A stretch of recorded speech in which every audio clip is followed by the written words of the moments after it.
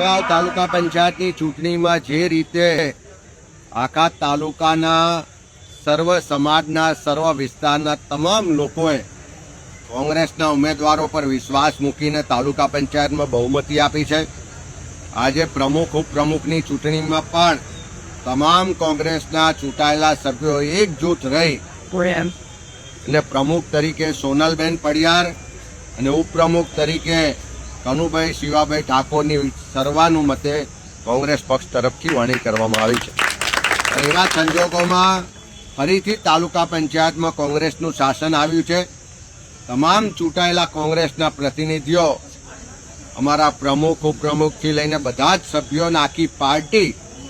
આ તાલુકામાં કોઈ પણ જાતના નાત જાત કે પક્ષાપક્ષીના ભેદભાવ વગર આ તાલુકાનો સર્વાંગી વિકાસ થાય, નાનામાં નાના માણસ માટે આ તાલુકા પંચાયતનું પગથિયું,